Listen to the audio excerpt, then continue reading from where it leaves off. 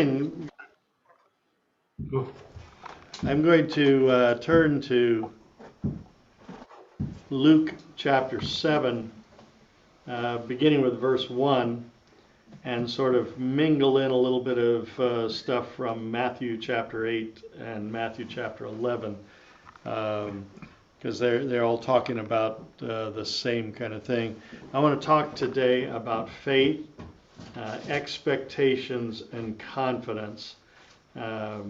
Just three words that I think are beneficial to us. Probably could throw in potential there as well, although I'm not going to talk as much about that. But here's what Luke chapter 7, beginning with verse 1 says.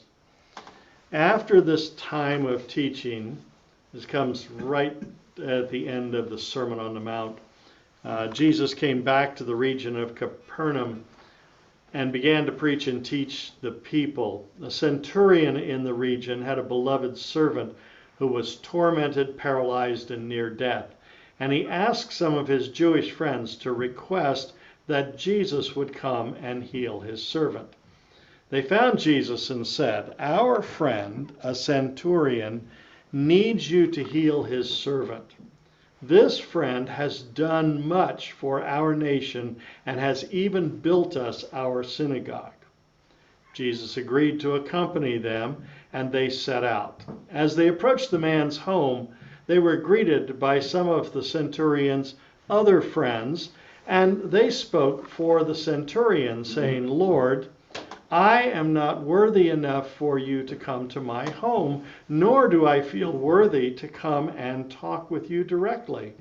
All I need you to do is speak my servant's healing, and he will be well. I understand authority. I have soldiers under me who do as I say." Jesus was surprised at the man's faith, and he turned to the crowd and said, "I have not found anyone in Israel who has faith like this. In the kingdom of heaven, many will gather to eat with Abraham, Isaac, and Jacob at the table of feasting. And some in Israel thought they would be there as well, but alas, they will not." And where they end up is harsh and difficult. Jesus then said to them, "The servant is well. Go your way and see it done as you have believed." When the friends returned to the centurion's home, they found that the servant had been healed at the exact moment Jesus spoke the words. It's interesting that the Jewish friends came to Jesus with an expectation that Jesus would heal this man's servant because he had done great things for our nation, because he built our synagogue. He must be a wonderful person, and because he's such a wonderful person, God would do what this man needs done. Interesting kind of picture. That's their expectation, is that God will reward good in other people. And in some ways he does, in the sense that the way we act comes back to us, okay? What we sow, we reap, and those sorts of things. God is really good at that. But that doesn't produce salvation. It just produces goodness in the world. But the friends come and are convinced that because the man is good, he is worthy. Of course, the man himself says, "I'm not worthy to come into God's presence." But Jesus went along with them. And I'm guessing that Jesus knew the outcome of the story and knew of this centurion and the amount of faith that he had. So Jesus went, probably, in my mind, got to guess here at this particular point, because he knew the man's heart. He knew where the centurion was coming from. The centurion, interestingly enough, gets his Jewish friends to intercede for him, gets other friends to intercede for him, states his expectation and conviction clearly. "I know you can do it. from there. No need to come all the way here. One of the great things about prayer, we can pray for people in Ukraine, in Russia. God answers that prayer. We can pray for people here in the sanctuary, lay hands on them and pray for them, but we don't have to have them present with us in order to pray for them and for God to answer. And the centurion knew that. He knew that Jesus could accomplish something at a distance. And so he said, you don't have to come all the way. Prayer works even if the person is not in the room. We know that. We experience that on a regular basis, and that's one of the reasons why we keep praying.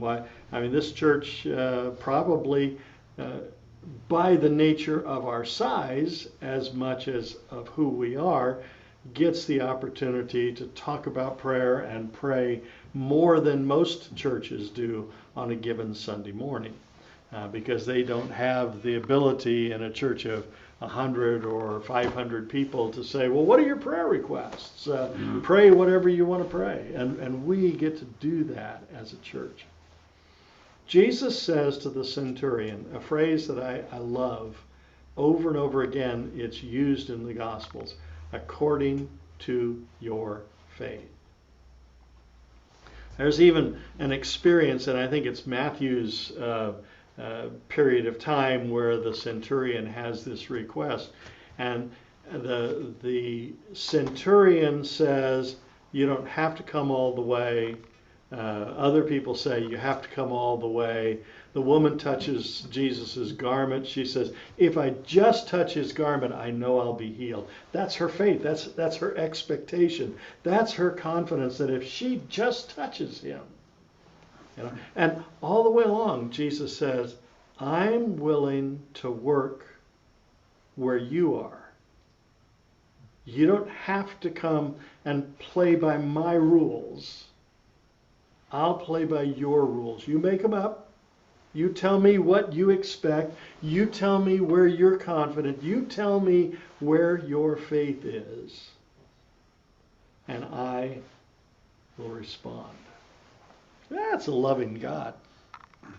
That's a loving God. Well, in the same question of faith, I'm going to change the words here a little bit because we're so used to talking about doubting Thomas, right? No offense to the Thomases in the room. But I'm going to talk about doubting John, because John the Baptist, in the continuation of the story of Luke 7, sends his disciples to Jesus, and they come and they say, John wants to know if you're the Christ, or should he be looking for someone else? John thought he had it all figured out. John thought that Jesus was the Messiah, and now all of a sudden, apparently Jesus is not doing what John thought the Messiah would do. And so he's saying, is this really you? And interestingly enough, Jesus doesn't say, go tell them, yes, I'm the Messiah. He says, go tell them what you see.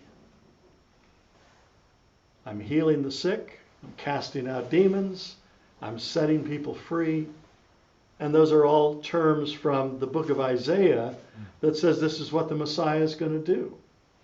And so he says to the disciples, go back to John and tell him what you see. Of course, that's all we're ever asked to do when we're sent out as witnesses, is to tell people what we see. What has Jesus done for you? What's your level of faith? What's your level of expectation? What's your level of confidence in the midst of all of this?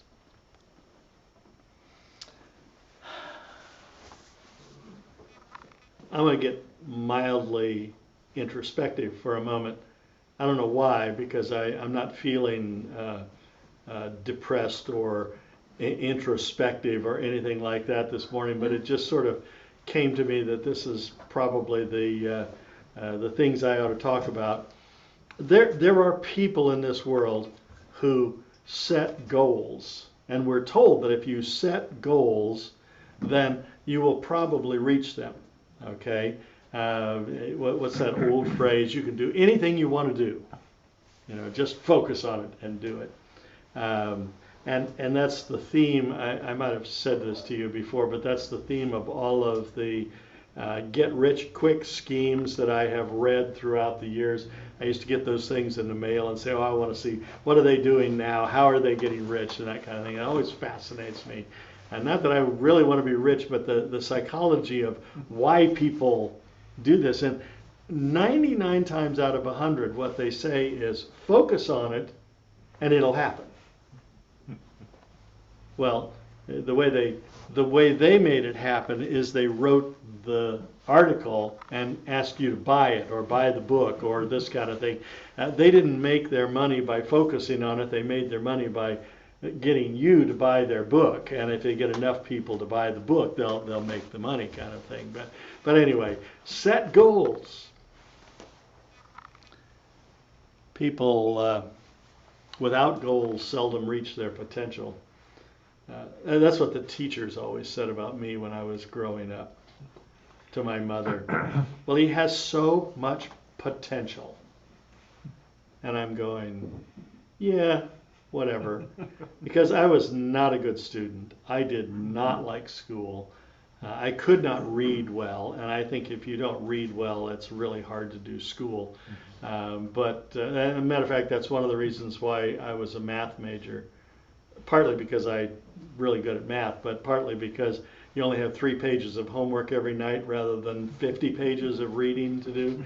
And so it was a whole lot easier for me to go through that process. But, I had potential. I remember my father at the age of 57, so today I'm doing this at the age of 74, whatever.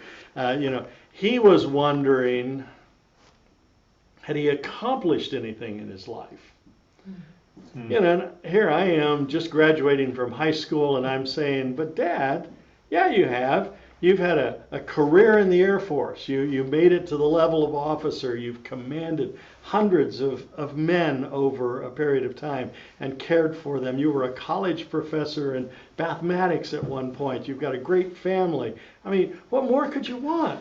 And he was depressed, mulling it over.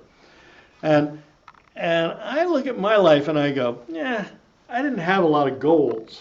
I had momentary goals or year-long goals or something like that. I had a great job as a map maker. I drew topographical maps when I was in college, and it was really a really fun experience. And I kept thinking, I could do this the rest of my life. Or I worked for a blueprint company, and so I could do that the rest of my life. And I worked in a cabinet shop, and I wondered at the time, what good is this? And now I get to help at, Bonnie Doon and put some cabinets together for the kitchen, that sort of thing. I've built decks, I've designed buildings. I got to design a nursing home in Minnesota one time, a dental office in Carpinteria back before California had all these rules about what you can and cannot put on the plans and that sort of thing. Designed homes. I even learned to play the guitar. I got to the point where I could play about 3 or 4 songs on a fairly good basis. And then, okay, I mastered the guitar in my mind and I set it aside. I've played a little piano in my life and I've set it aside. I know how to program computers, or at least I did at one point in my life. I know how to read 4 different languages, roughly. I know how to surf. I'm not a team sport person. I'm a billiards and bowling kind of a guy. I write. I was told I never could sing early on in my life, that I should never even open my mouth and let sound come out, literally from a teacher or a parent, I think it was. But anyway, not my parent. I know a lot about investing. I know a little bit about preaching, that sort of thing. I've often admired the people who knew what they wanted and they had strove for it. And I just had these little goals a little bit at a time. I remember one Christmas I drew portraits, pencil portraits of everybody in the family and sent that to them as Christmas presents. Never drawn another portrait in my life. My sister-in-law still has the portraits that I drew for her family hanging on the wall in her house. Okay, and I look back on it and I go, wow, that was pretty good. Why have I never done it again? I don't know. I excelled. I got done. I'm moving on to something else, you know. But I look at my life and I don't look at it like my father did, where, wow, did I accomplish anything? I think I've had a great life. I've had a great journey. I've enjoyed the process going through. So I'm not real sure that goals, at least not those kinds of things that I'm going to be an Olympic athlete or something like that, are necessarily the right way to do things. I'm fascinated in movies, now that I've written a number of books, when they have people who are sitting down in the movie, they're an author, but they've got writer's block, and they keep trying to write the book by writing the first line. And the first line doesn't come out, so they wad up the paper and throw it away, or they delete it off the computer and they start with the first line again. I can't imagine, maybe people do this, but I cannot imagine sitting down and writing the first line and then continuing to write all the way through and get to the end of the book without having some kind of plan or expectation in mind of where this thing is going. Some people may well do that, but it doesn't work for me. My journey in life changed when I gave my life to Jesus. Any hopes and goals and dreams I had at that particular point changed to one dream when I said to him, I'm yours. Do with me what you want. Give me the wife you want. Give me the family you want. Send me to where you want me to be. Do with me what you want to do. And so maybe that's my goal, is to always believe that I'm in the will of Jesus and what he's calling me to do. What I have, more than anything else in my life, I think, is faith. I believe that he is there. He is here. He is with me. I believe he is good. I believe he wants what's best for me, for us, in every situation. And I believe he's in control. I am one who has the controversial theology in the sense that I believe that everything that happens in my life, what I might call good, what I might call bad, happens for a purpose. And it's a blessing to me if I will just accept it and see what God is doing.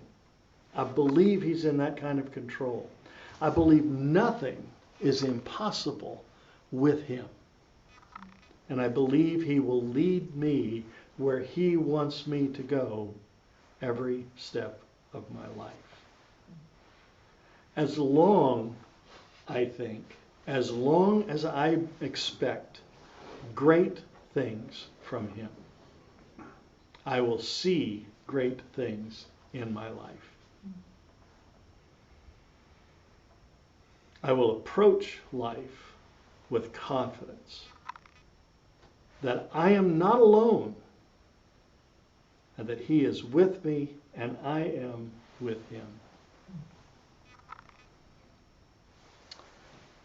So I encourage each of us